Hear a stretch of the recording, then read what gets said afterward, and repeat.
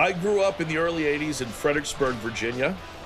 It's a very historical town, lots of Civil War action there, Revolutionary War action, and I went to a small church in Fredericksburg that had actually been around since the Civil War, and we were always there. We were there on Wednesday nights, we were there Sundays, and my parents got involved in everything. They would do youth group, they would minister to immigrants, and then, I think my mom started kind of drifting into this like puppet ministry thing. When the puppet shows first started, the puppets were very generic puppets. I think they were from a Christian bookstore in town, and they were basically just heads and arms. They didn't have teeth or anything like that. They just had Pac-Man heads. And then there was an assortment of wigs that we would just throw on top of them to make them different. I remember my parents worked and they built this stage in our garage with PVC pipe and black felt that went over it. And so I remember getting there early on a Sunday morning and having to help them set this thing up. And they get it ready. So, children's sermon would happen right before the minister gets to the main sermon. They would kind of call all the kids up to the front of the church.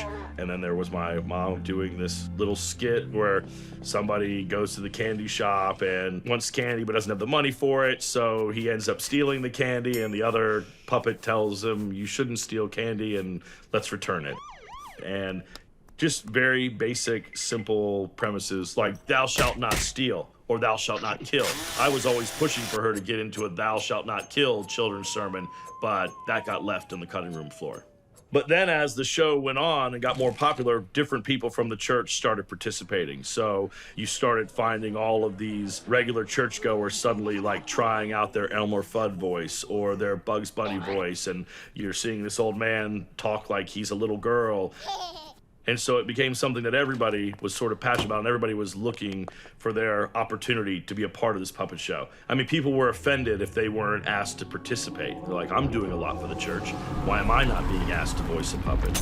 And I remember it being a very exciting time in our house when we were a kid. We would always leave Sundays excited, talking about our favorite part of what she did or how she presented it, and seeing the buzz it would give my mom when we would come home from church and she could tell if what she did worked or didn't work or what she wanted to do next time. I never had really thought about that sort of play, and watching her rewrite her own material, jamming out these 3-page moral tales on Saturday night and performing them Sunday morning for the masses.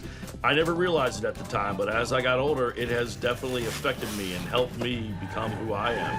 And seeing that enthusiasm and excitement she had to create, tell a story, and to present it to people, I feel like I've carried that on. I don't know if we're telling the same kind of story, but I hope she's proud.